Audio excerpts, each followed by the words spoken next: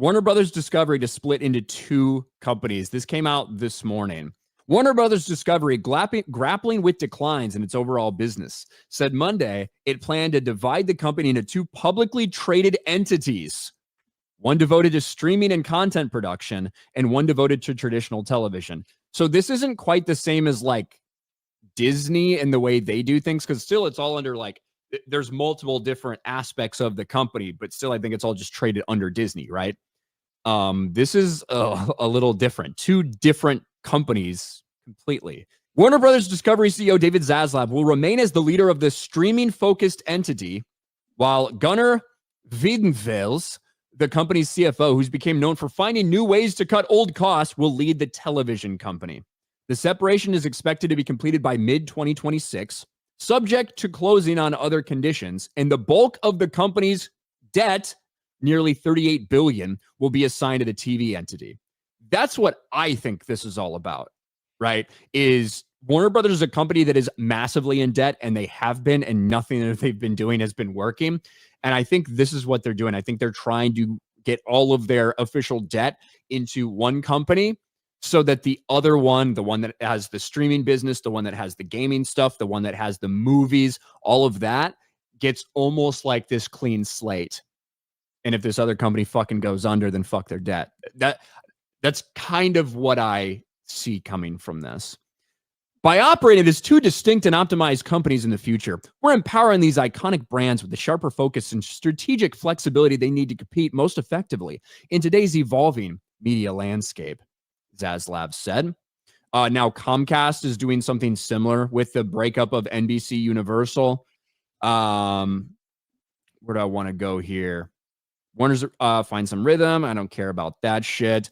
The streaming company will encompass Warner TV and movie studios, HBO and HBO Max, and a games and experiences division.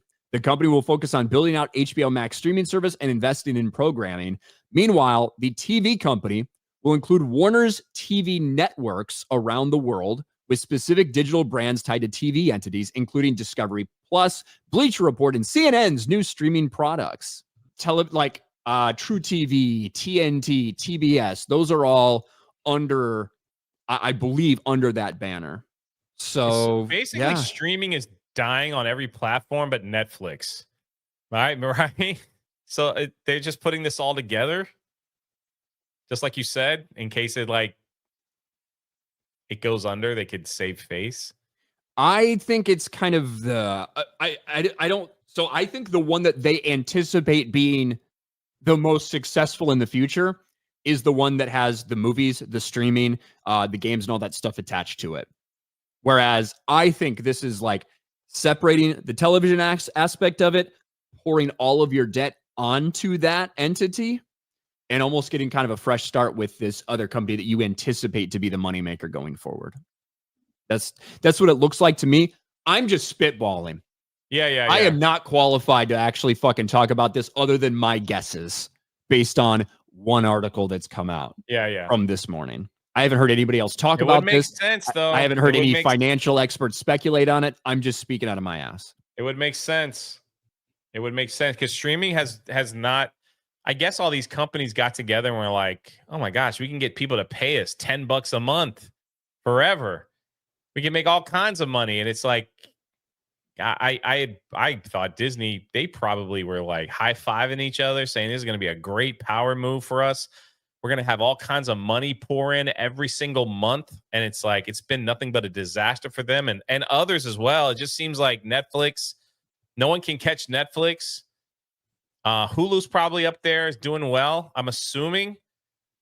But it seems like all the other ones are just these streaming services have been nothing but a money pit.